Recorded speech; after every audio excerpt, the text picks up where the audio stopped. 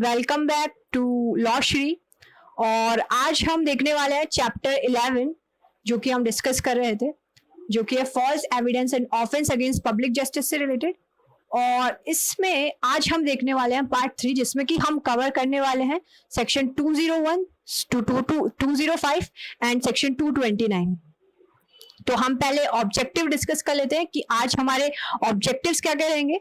सो हमारा first objective वो है कि अगर आप ऑफेंडर को स्क्रीन करने की इंटेंशन से किसी भी एविडेंस को, जो कि ऑफेंस से रिलेटेड कोई भी एविडेंस है, उसको क्या कर रहे हैं, डिसअपियरेंस कर रहे हैं, या फिर ऑफेंस के रिगार्डिंग कोई फॉल्स इंफॉर्मेशन दे रहे हैं ऑफेंस के रेस्पेक्ट में, तो उसका क्या पनिशमेंट होगा वो आज हम देखेंगे सेक्शन 201 में। फिर उसके बाद हम देखेंगे कि अगर कोई पर्सन लीगली बाउंड है किसी ऑफेंस के रेस्पेक्ट में इंफॉर्मेशन देने के लिए और फिर भी वो इंटेंशनली उसको ओमिट करता है, तो उसके लिए क्या पनिशमेंट होगा वो हम देखेंगे सेक्शन 202 में। फिर उसके बाद है अगर कोई पर्सन नोइंगली, ये जानते हुए कि कोई इंफॉर्मेशन फॉल्स है, फिर भी वो इंफॉर्मेशन दे रहा है किसी ऑफेंस के रिगार्डिंग, तो उसका क्या पनिशमेंट होगा वो सेक्शन 203 में है। फिर उसके बाद हम देखेंगे कि अगर कोई पर्सन है वो किसी डॉक्यूमेंट या इलेक्ट्रॉनिक रिकॉर्ड को सीक्रेट करता है, डिस्ट्रॉय कर रहा है, या उसको डिफेस कर रहा है, यानी कि उसके सरफेस को खराब कर रहा है, और वो डॉक्यूमेंट या इलेक्ट्रॉनिक रिकॉर्ड कैसा है जिसको ऑफेंडर को लॉफुली कंपेल किया जा सकता है कि वो उसको कोर्ट ऑफ जस्टिस में जो है प्रोड्यूस करे, या पब्लिक सर्वेंट के सामने किसी प्रोसीडिंग में जो है प्रोड्यूस करे एज एविडेंस, तो वो सेक्शन 204 में उसका पनिशमेंट है। फिर हम देखेंगे पर्सोनेशन से रिलेटेड ऑफेंसेस। तो इसमें दो ऑफेंसेस, एक तो सेक्शन 205 है और एक जो है वो आता है सेक्शन 209 में। तो 205 में पर्सोनेशन है, किसी दूसरे पर्सन का अगर पर्सोनेशन करते हैं किसी भी सूट या क्रिमिनल प्रोसीडिंग में, तो उसके लिए पनिशमेंट है सेक्शन 205 में। और सेक्शन 229 में पनिशमेंट है किसी भी जूरी मैन को या असेसर को किसी केस में पर्सोनेट करने के लिए। तो ये सारे आज के हमारे ऑब्जेक्टिव रहेंगे।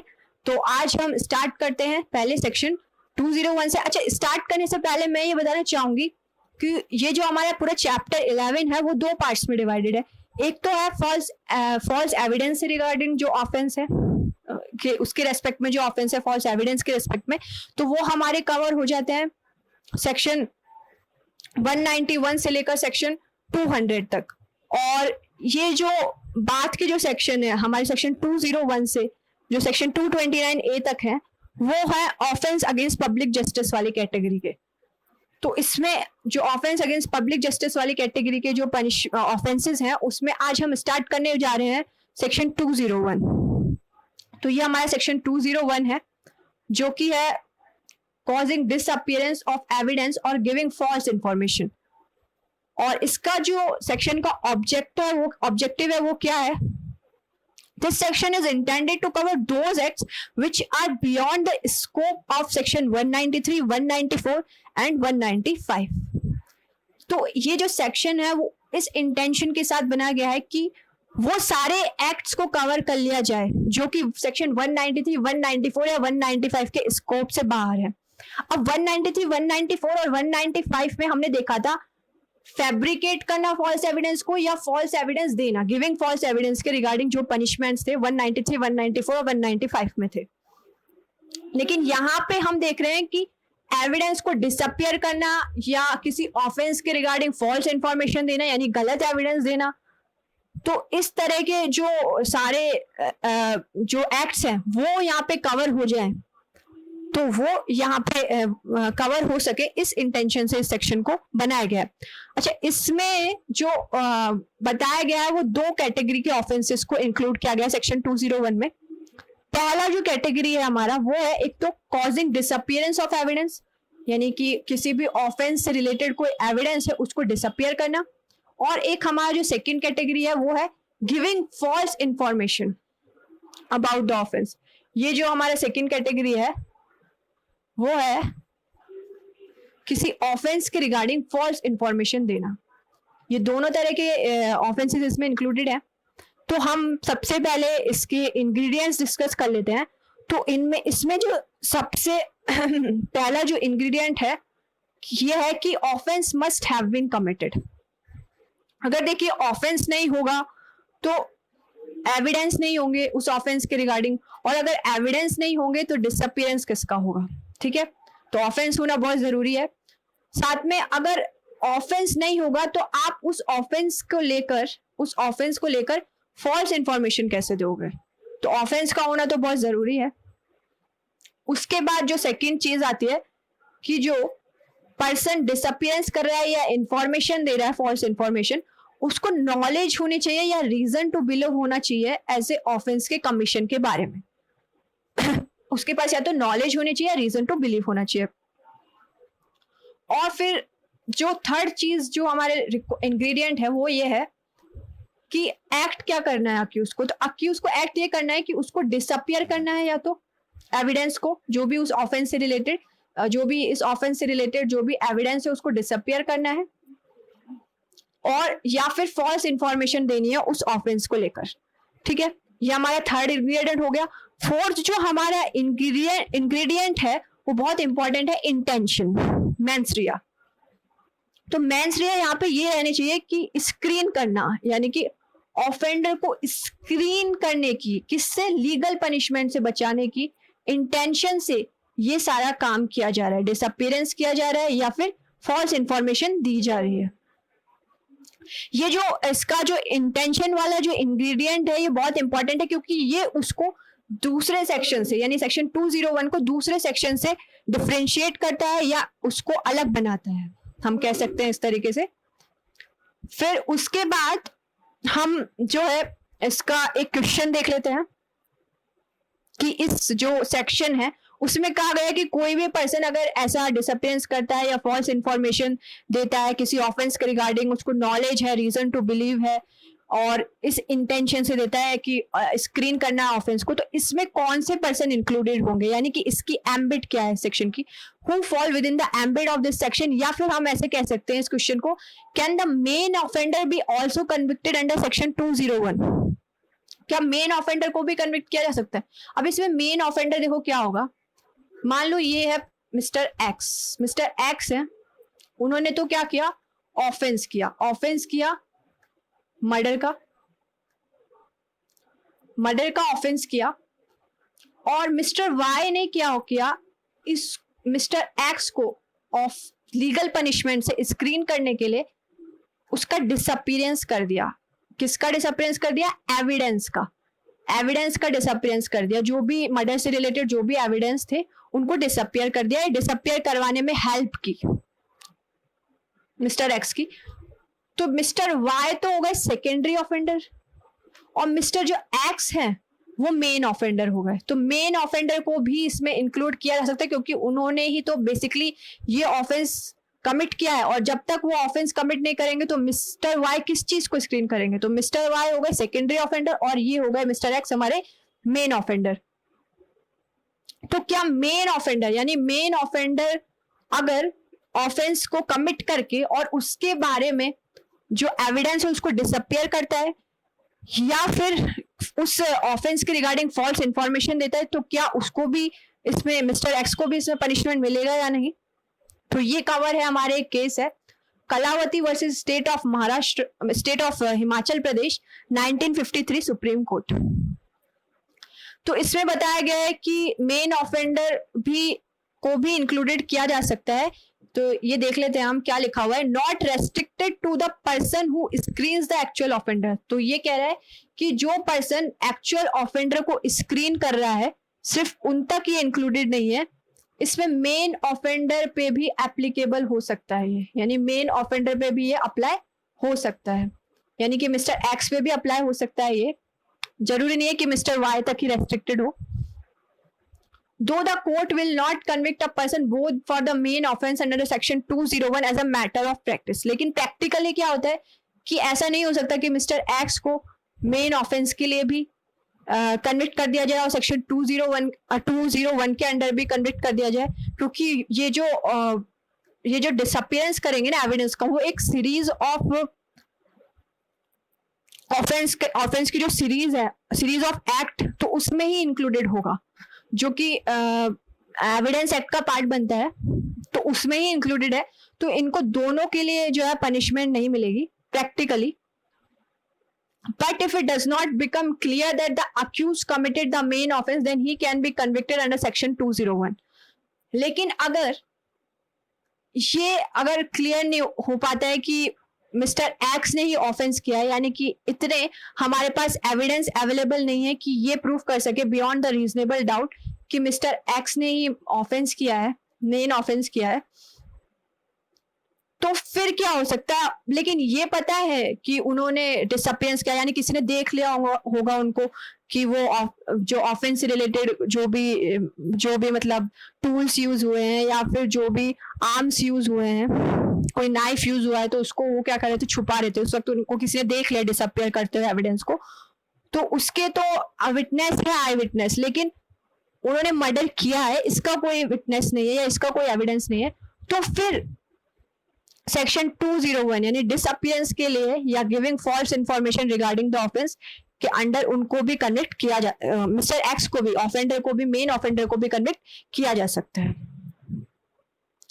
तो ये तो हमारी बात होगी केस लॉ की. उसके बाद हम इसके पनिशमेंट्स देख लेते हैं.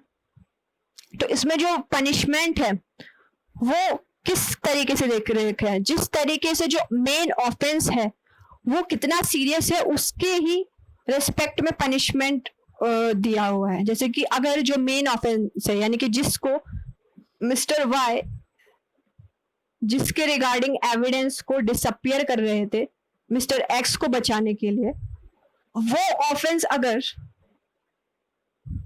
कैपिटल ऑफेंस है यानी कि डेथ से पनिशेबल है, यानी कि ऐसा कोई ऑफेंस है जैसे कि सेक्शन 121 का जब हम देखेंगे ऑफेंस अगेंस्ट स्टेट, तो उसमें आता है कि जो कोई भी पर्सन अगर वेज करता है वॉर अगेंस्ट द स्टेट, तो वो एक कैपिटल ऑफेंस है, उसके पनिशेबल विद डेथ है वो. तो अगर ऐसे ऑफेंस को रिगार्डिंग डिसअपियरेंस किया जाता है एविडेंस का, या फॉल्स इंफॉर्मेशन दी जाती है इस ऑफेंडर को स्क्रीन करने की इंटेंशन से, तो उसके लिए पनिशमेंट कितना मिलेगा, harsh punishment of imprisonment of either description, जो कि 7 years तक एक्सटेंड हो सकता है, और फाइन भी हो सकता है, एंड फाइन.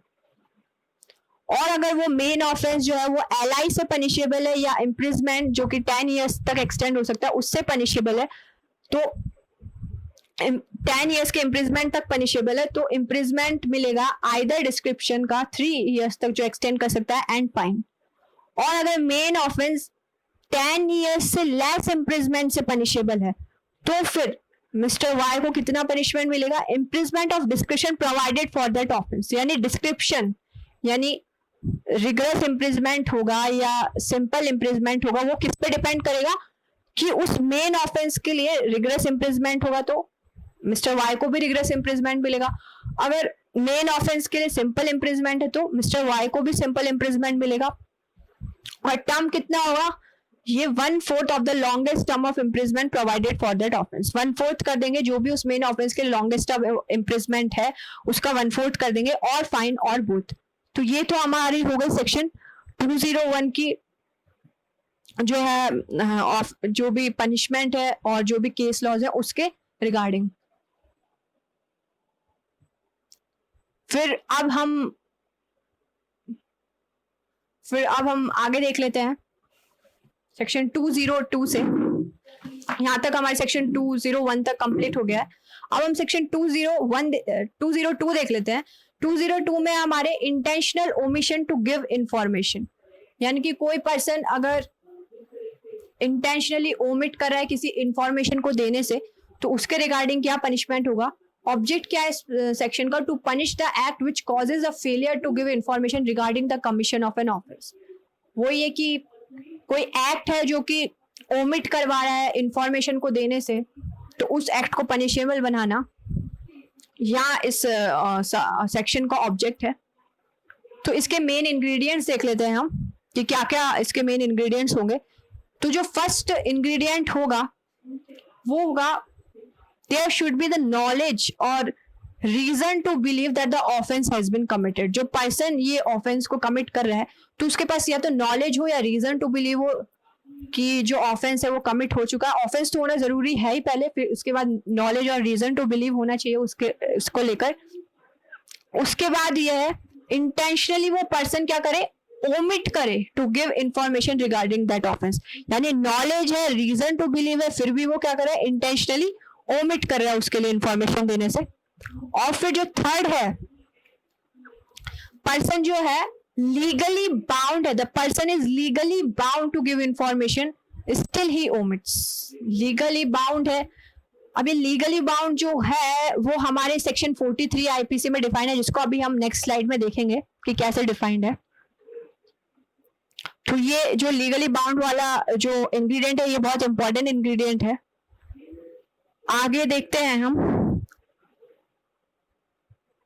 सबसे पहली बात यह है कि जो सेक्शन 202 है और सेक्शन 176 है वो थोड़ा सेम है, क्योंकि सेक्शन 176 में भी क्या है कि कोई पर्सन इंटेंशनली अगर ओमिट करता है लीगली बाउंड होते हुए भी, तो उसके लिए वहां पे पनिशमेंट प्रोवाइडेड है। सेक्शन जो हमारा 176 है उसमें जो चैप्टर 10 है वो, उसमें हमारे सेक्शन 176 आता है। उसमें ये सेम ऐसा क्या ऐसा ही सेक्शन है वहां पे, लेकिन उसका एम्बिट वाइड है, क्योंकि उसमें देखो क्या क्या कवर होता है। उसमें ऑफेंस कमिट होने वाला है, उस ऑफेंस को प्रिवेंट करने के लिए भी यहाँ पे अगर इंफॉर्मेशन नहीं दी वहां पे सेक्शन 176 में, तो भी पर्सन लायबल हो जाता है। यहाँ पे हमारे क्या रिक्वायर्ड है कि देखिए वापस देख लेते हैं हम एक बार।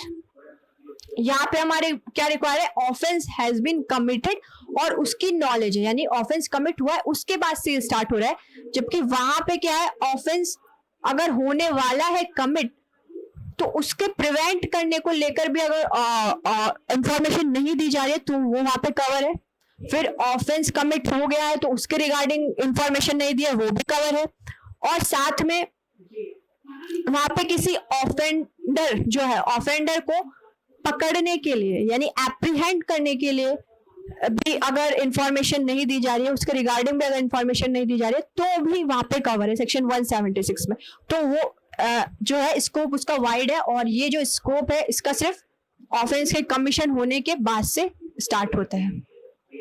हम डिस्कस करेंगे सेक्शन 176 जब हम चैप्टर 10 पे आएंगे। अब आगे देखते हैं। आगे सेक्शन 43 में जो लीगली बाउंड है वो हमारे जो डिफाइंड है, हम उसको देख लेते हैं कि किस तरीके से कोई पर्सन लीगली बाउंड होता है। तो कोई भी पर्सन किसी चीज को करने के लिए लीगली बाउंड तब होता है जब it is illegal in him to omit, यानी कि अगर वो उस चीज को नहीं करे तो इलीगल हो जाएगा, यानी वो लॉ के अगेंस्ट हो जाएगा।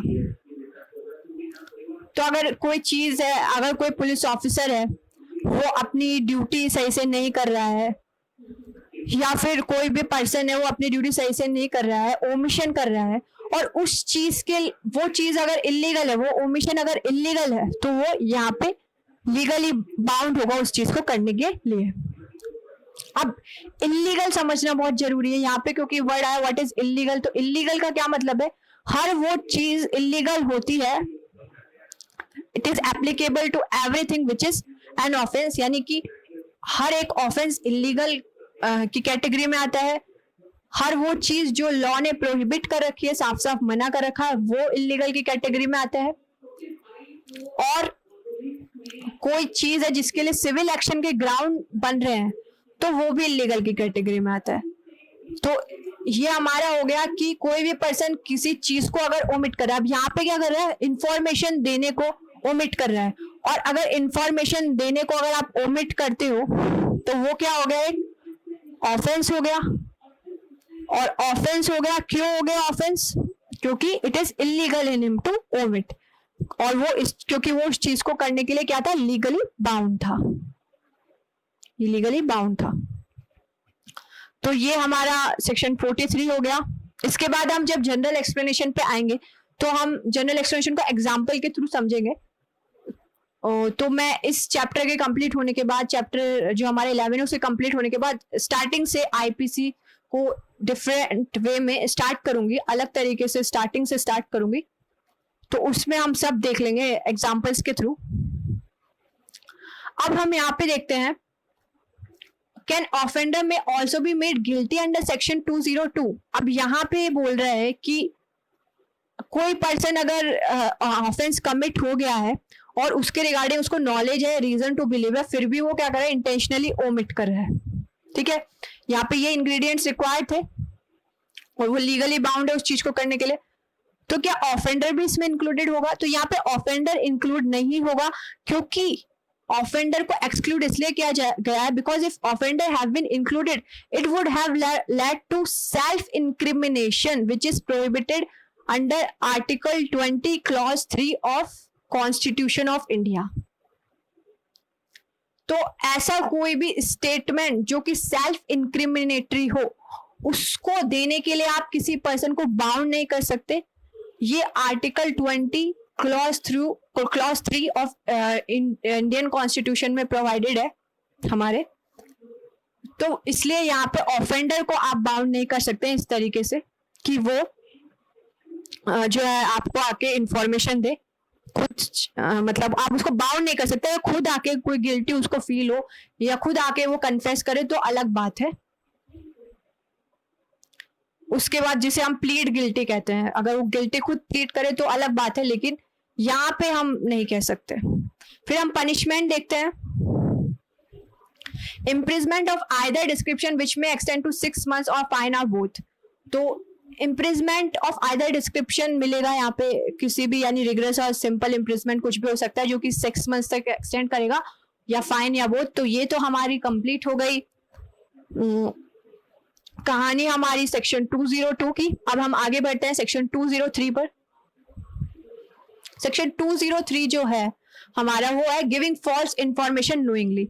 यहाँ पे नोइंगली कोई पर्सन फॉल्स इंफॉर्मेशन देता है तो उसके रिगार्डिंग पनिशमेंट है।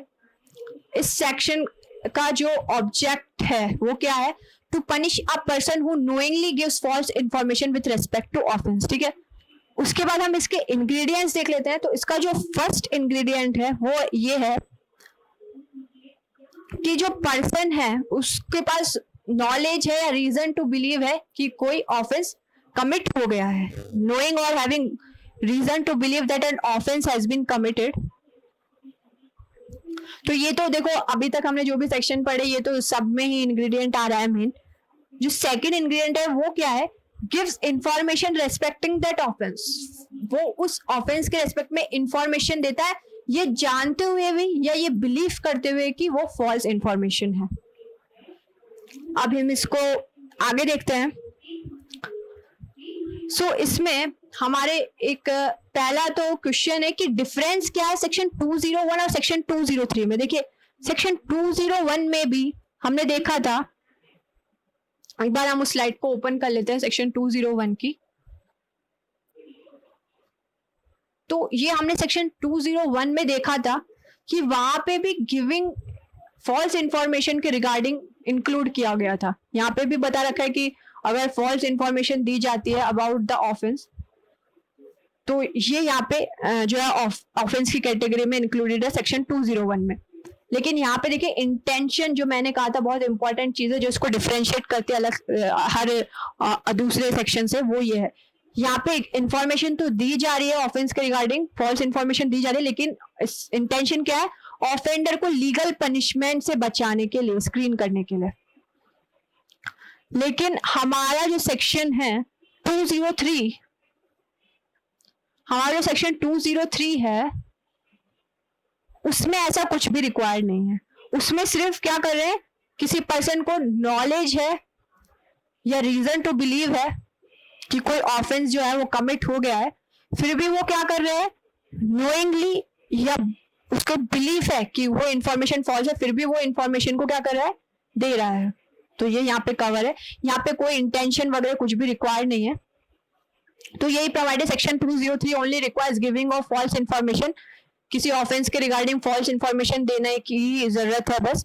And there is no necessity, यहाँ पे ये एस्टेब्लिश करने की कोई जरूरत नहीं है कि कोई इंटेंशन रिक्वायर्ड है, स्क्रीनिंग और शील्डिंग द कल्प्रिट। लेकिन हमारे जो सेक्शन 201 है उसमें ऐसी इंटेंशन को भी एस्टेब्लिश करना पड़ेगा अगर आपको ऑफेंस को एस्टेब्लिश करना है, उस सेक्शन में ऑफेंस को प्रूफ करना है। ठीक है, उसके बाद हम आगे देखते हैं कि जो एग्जाम्पल है इससे रिलेटेड एक वो डिस्कस कर लेते हैं कि कैसे इंग्रेडिएंट्स को हम एग्जाम्पल्स की मदद से समझने की कोशिश करते हैं। तो यहाँ पे क्या है, मिस्टर एक्स है। मिस्टर एक्स ने क्या किया, पुलिस को इंफॉर्मेशन दी, पुलिस को कंप्लेन की अबाउट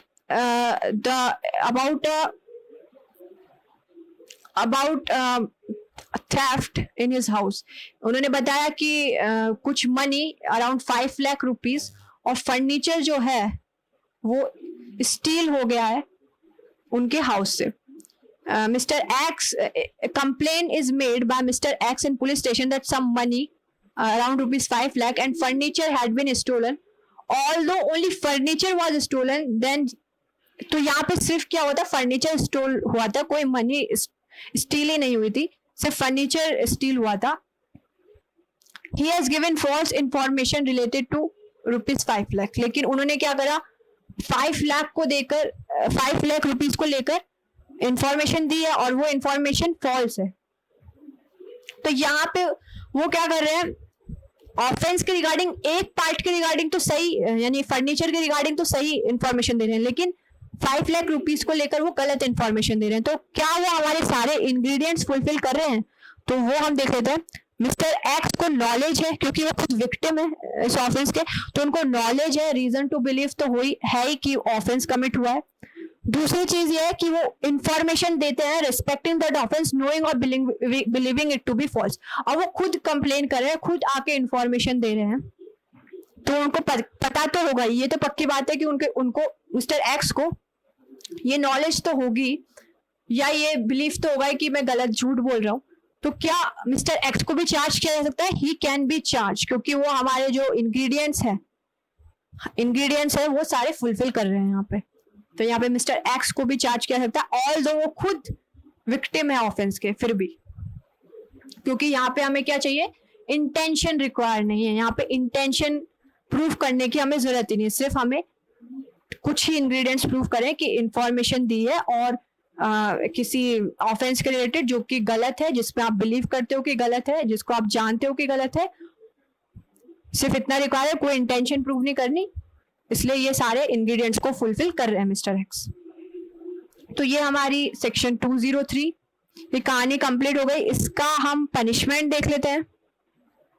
पनिशमेंट इसका है इम्प्रिजमेंट ऑफ आइदर डिस्क्रिप्शन, जो कि 2 years तक एक्सटेंड कर सकता है, और फाइन और बोथ।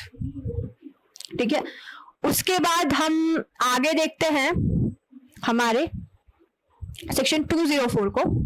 सो हमारा जो सेक्शन 204 है वो है अबाउट डिस्ट्रक्शन और सीक्रेशन ऑफ डॉक्यूमेंट और electronic record to prevent its production as evidence, कि आपको किसी डॉक्यूमेंट या इलेक्ट्रॉनिक रिकॉर्ड को एज एविडेंस प्रोड्यूस होने से रोकना है।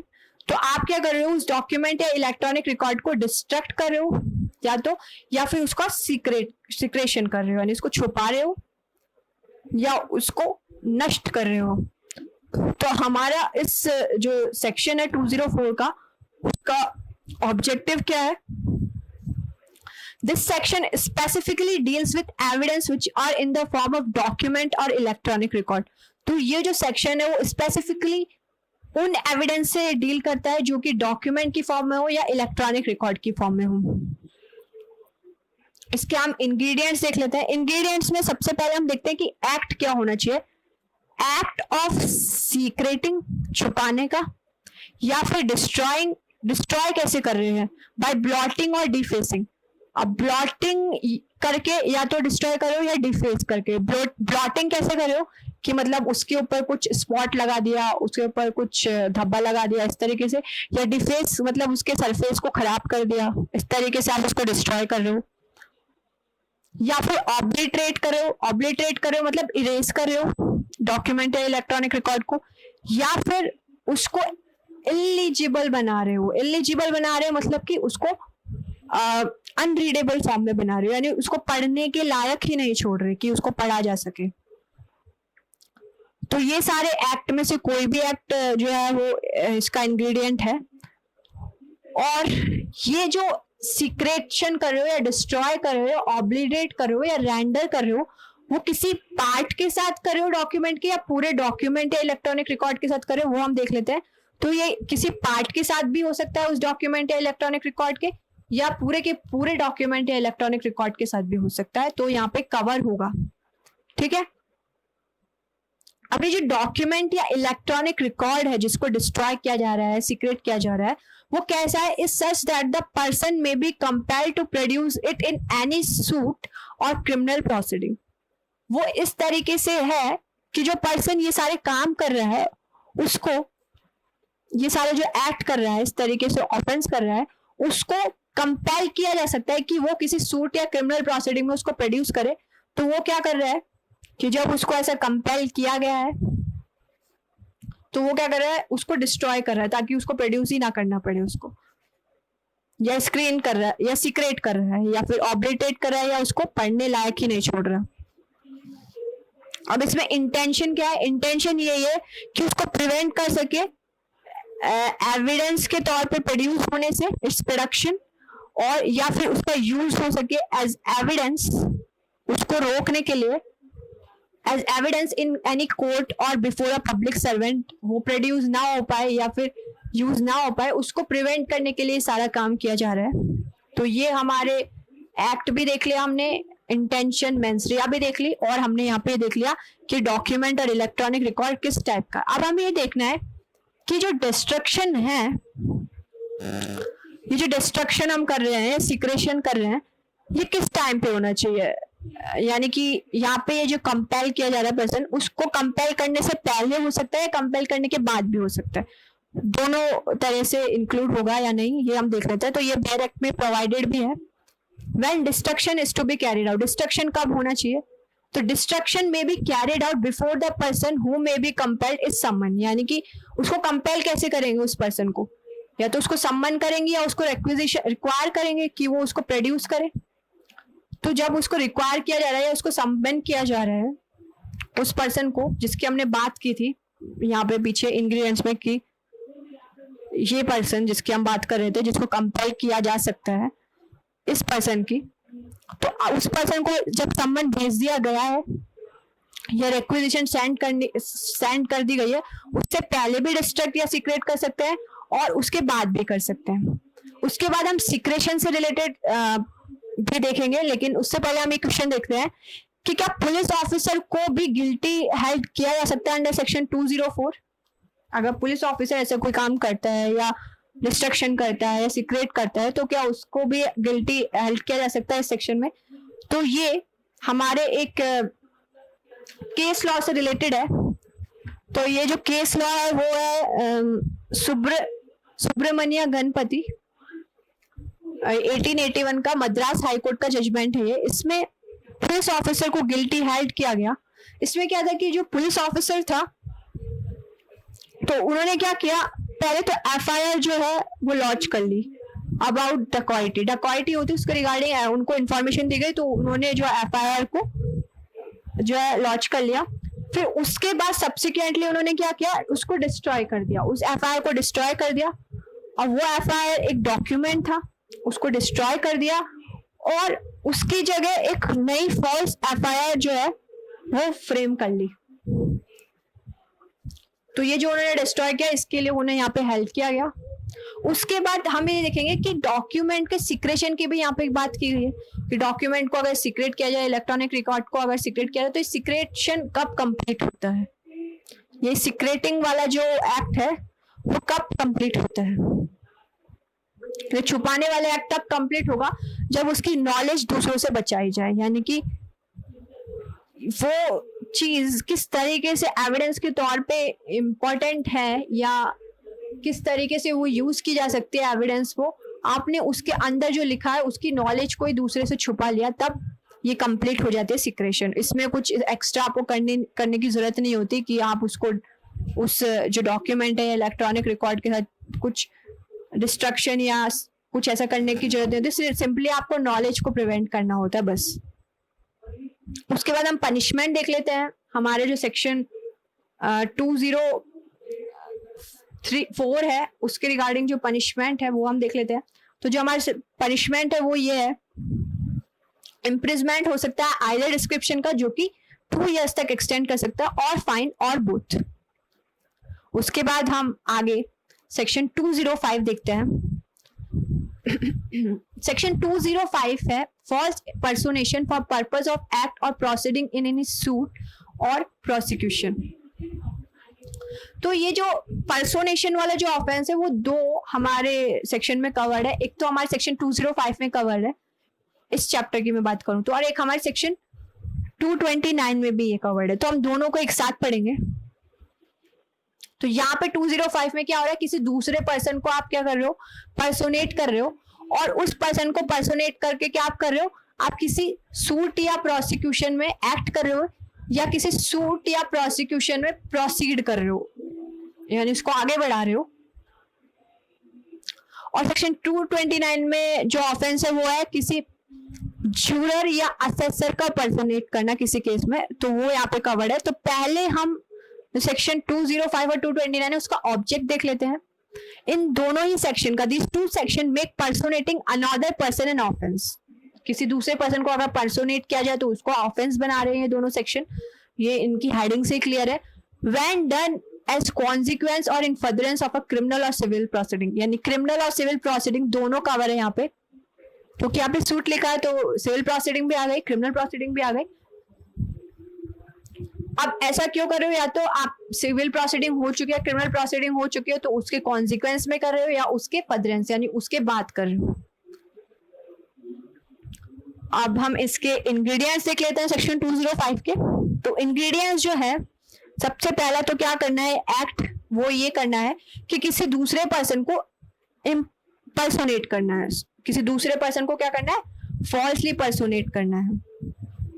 और ऐसे दूसरे पर्सन को पर्सोनेट करते हुए उसके कैरेक्टर में आकर क्या करना है, ऐसे फॉल्स पर्सोनेशन को करके दूसरे पर्सन के कैरेक्टर में आके आप कोई एडमिशन कर रहे हो, या फिर कोई स्टेटमेंट दे रहे हैं, या फिर कोई जजमेंट कन्फेस कर रहे हैं। अब देखिए यहाँ पे जजमेंट को जो है कन्फेस लिखा हुआ है, यहाँ पे जजमेंट प्रोनाउंस नहीं लिखा हुआ।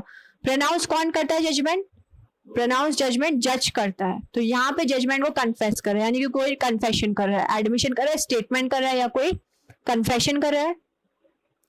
उसके बाद है कोई प्रोसेस को इश्यू करवा रहा है, और cause any process to be issued, यानी कि समझ लो कि कोई मिस्टर एक्स है और वो मिस्टर एक्स मान लो आउट जो है किसी फॉरेन कंट्री में रहते हैं, इंडिया में नहीं रहते, तो उन मिस्टर एक्स को बिहाफ पर नहीं कहूंगी मैं, मिस्टर एक्स को पर्सोनेट करते हुए मिस्टर वाई ने, यानी कि मिस्टर वाई जो है वो मिस्टर एक्स बन गए हैं, और उनके कैरेक्टर में आकर मिस्टर वाई ने क्या किया है, मिस्टर एक्स के कैरेक्टर में आके उन्होंने क्या किया है, किसी दूसरे पर्सन, यानी कोई थर्ड पर्सन है, यहाँ पे हमारा कोई थर्ड पर्सन है, उसके अगेंस्ट क्या कर दिया, कोई प्रोसीडिंग इश्यू कर दिया, या कोई ऑर्डर ले लिया है कोर्ट से उस थर्ड पर्सन के अगेंस्ट, इस तरीके से पर्सोनेट करके, या फिर कोई जैसे स्टे ऑर्डर ले लिया, इस तरीके से कुछ कर दिया है, तो वो भी यहाँ पे इंक्लूडेड है। या फिर कोई भी दूसरा एक्ट कर बिकम्स अ बेल और सिक्योरिटी, किसी का बेल बन गए, सिक्योरिटी बन गए, या फिर कोई भी दूसरा एक्ट करते हैं, और डज एनी अदर एक्ट, तो सब यहाँ पे इंक्लूडेड है। तो ये हमारे यहाँ पे इंग्रेडिएंट्स हो गए हैं। अब हम देखेंगे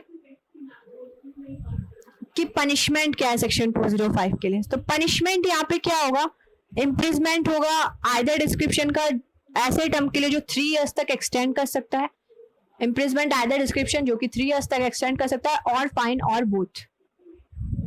अब इसके बाद हम देखेंगे कि अगर मान लो वो हमारे पिछले वाले एग्जाम्पल में ये मिस्टर एक्स जो थे, जो फॉरेन में थे, और इनको जो है मिस्टर वाई ने पर्सोनेट किया था, और इन मिस्टर वाई ने क्या किया था, एक थर्ड पर्सन थे हमारे, उनके अगेंस्ट प्रोसीडिंग इशू करी थी मिस्टर एक्स बन के। अब मान लो यहाँ पे ऐसा पर्सोनेट करने के लिए, यानी पर्सोनेशन करके, मिस्टर एक्स का पर्सोनेशन करके मिस्टर वाई ने कोई प्रोसीडिंग इशू करी थी। अब मान लो ऐसा करने के लिए मिस्टर एक्स ने खुद ने परमिशन दी थी कि मैं तो फॉरेन कंट्री में रहता हूँ, तो इसका लीगल प्रोसीजर तो उन्होंने फॉलो नहीं किया कि मेरे बिहाफ पे तुम कर दो कोर्ट से परमिशन लेके, बल्कि क्या किया कि तुम मेरे को पर्सोनेट कर लो। इसके लिए उन्होंने कंसेंट दे दी मिस्टर वाई को। अब यहाँ पे क्या मिस्टर वाई लायबल होंगे, क्योंकि उन्होंने तो मिस्टर एक्स की कंसेंट से मिस्टर एक्स को पर्सोनेट किया, तो क्या लायबल होंगे या नहीं? तो यहाँ पे personation with the consent of personated person भी लायबल होगा, वो ऑफेंस बनेगा यहाँ पे सेक्शन 205 पे। और जो मिस्टर एक्स है, यानी कि जो पर्सोनेटेड पर्सन है मिस्टर एक्स, हमारे जिनको पर्सोनेट किया गया है, उन्होंने कंसेंट दिया, तो वो एज एन अबेटर लायबल होंगे यहाँ पे। उनको भी जो हम सेक्शन 107 से 120 में डिस्कस करेंगे आगे आने वाले चैप्टर्स में, तो उनकी तरह यहाँ पे मिस्टर जो एक्स है वो अबेटर के तौर पे लायबल होंगे, और जो मिस्टर वाई है वो सेक्शन 205 में लायबल होंगे। अब हम सेक्शन 229 देखते हैं। सेक्शन 229 में बेसिकली क्या है? सेक्शन 229 है पनिशमेंट को लेकर। अगर कोई पर्सन जो है किसी जूरर या असेसर को पर्सोनेट करता है तो उसको क्या पनिशमेंट मिलेगा, उसके बारे में बात करते हैं। तो यहाँ पे एक इम्पॉर्टेंट बात यह है कि ये जो सेक्शन जूरी ट्रायल है, जिसमें जूरर की बात करें, उसमें जूरी ट्रायल में एक जूरर होता है, उसके बारे में बात की गई है। उसके जो भी मेंबर होते हैं उस जूरी के, उनको जूरर कहते हैं। तो जूरी ट्रायल है वो हमारे सीआरपीसी के जो क्रिमिनल प्रोसीजर कोड था 1973 उसके द्वारा अबॉलिश कर दिया गया है ये। अब इसके भी पीछे एक केस लॉ है जिसके बाद ये अबॉलिश हुआ था। वो केस लॉ है KM Nanavati versus state of Maharashtra का। तो इस केस में क्या हुआ था, इसकी स्टोरी, केस लाइन देख लेते हैं हम, केस स्टोरी देख लेते हैं। तो इसमें क्या हुआ था कि बॉम्बे जो सेशन कोर्ट था उसकी जूरी को डिसीजन करना था कि सब कुछ सारे एविडेंस देखने के बाद और सब जज की जो भी डायरेक्शन है, जज का जो भी ओपिनियन है, जो जज का ओपिनियन था वो सब सुनने के बाद जूरी को ये डिसाइड करना था कि KM नानावती गिल्टी है या नॉन गिल्टी है। तो जूरी ने, बॉम्बे सेशन कोर्ट की जूरी ने KM नानावती को नॉन गिल्टी प्रोनाउंस किया था। ठीक है, उसके बाद क्या हुआ, उसके बाद जो प्रोसिक्यूशन जो साइड थी अपोजिट जो पार्टी थी, वो उस केस को बॉम्बे हाई कोर्ट में लेके गए और वहां पे प्रोसिक्यूशन ने आर्ग्यूमेंट किया कि जूरी को जो है वो प्रिसाइडिंग जज ने मिसलीड किया है। Jury has been misled by the presiding जज। और ये भी कहा, साथ में ये आर्ग्यूमेंट भी दी कि जूरी जो है वो मीडिया से इन्फ्लुएंस हो गई थी, और जूरी जो है मीडिया से बहुत जल्दी इन्फ्लुएंस होने की पोजीशन में होती है, इसलिए जूरी के जो ओपिनियन है उसको यहाँ पे सही नहीं माना जाता, उसके डिसीजन को सही नहीं माना जा सकता। ये उन्होंने आर्ग्यूमेंट दी और बॉम्बे हाई कोर्ट ने इस जो प्रोसिक्यूशन की जो आर्ग्यूमेंट थी उससे एग्री किया और ये माना कि जो ये मर्डर था, जो KM नानावती केस में जो मर्डर था वो प्रीमीडिएटेड था। और बॉम्बे हाई कोर्ट ने KM नानावती को सेंटेंस कर दिया लाइफ इम्प्रिजमेंट के लिए और culpable homicide amounting to murder के ऑफेंस के लिए लाइफ इम्प्रिजमेंट का सेंटेंस दे दिया, जिसको लेकर बाद में KM नानावती के बिहाफ पर अपील की गई थी सुप्रीम कोर्ट में, जिसको कि डिसमिस कर दिया गया 1961 में। इसका मतलब सुप्रीम कोर्ट ने उस कन्विक्शन को सही बताया बॉम्बे हाई कोर्ट के। और इसके बाद ही जो क्या हुआ, गवर्नमेंट ऑफ इंडिया जो है हमारी, उसने इस जूरी ट्रायल को अबॉलिश कर दिया गवर्नमेंट ऑफ इंडिया ने इस केस के बाद। लेकिन अभी भी जो पारसी जो कम्युनिटी होती है उनमें जो मैट्रिमोनियल डिस्प्यूट्स होते हैं उनको लेकर अभी भी कुछ जूरी ट्रायल्स होते हैं, सिर्फ मैट्रिमोनियल डिस्प्यूट्स की मैं यहाँ पे बात करूं। तो इस तरीके से ये जूरी की स्टोरी है। तो जूरर की बात तो हम यहाँ पे नहीं करेंगे, लेकिन असेसर क्या होता है ना कि असेसर मोस्टली टैक्सेशन लॉ में ये असेसर यूज होता है। इसमें क्या होता है कि किसी प्रॉपर्टी का क्या वैल्यू है, मार्केट वैल्यू क्या है, इसको असेस किया जाता है कि उस पर कितना टैक्स लगना चाहिए, इस तरीके से। तो ये यहाँ पे असेसर काम आता है और भी दूसरी प्रोसीडिंग्स में असेसर की जरूरत पड़ती है। तो ये वाली चीज हो सकती है कि असेसर को पर्सोनेट करे, लेकिन जूरर को पर्सोनेट करना यहाँ पे ये इंक्लूड नहीं होता। और हम यहाँ पे हमारी सेक्शन 229 तक कंप्लीट हो गया है, हमें आज यही देखने थे। और ये हमारे आज के ऑब्जेक्टिव्स थे जो आज हमने देखे। ये हमने सारे ऑब्जेक्टिव्स हमारे सेक्शन 201, 202, 203, 204, 205 और 229 है, 229 तक हमने कंप्लीट किया। और मैं सेशन को ख़त्म करने से पहले बोलना चाहूँगी कि प्लीज़ अगर आपको वीडियो अच्छी लग रही है तो प्लीज़ उसे लाइक करें, सब्सक्राइब करें, क्योंकि आपके लाइक और सब्सक्राइब करने से हम जो मोटिवेशन है वो मिलता है मुझे ऐसे और वीडियोस बनाने के लिए। और अगर आपको कंटेंट अच्छा लगता है तो उसे शेयर करें। And thank you so much for watching it patiently, and we will see you in next video.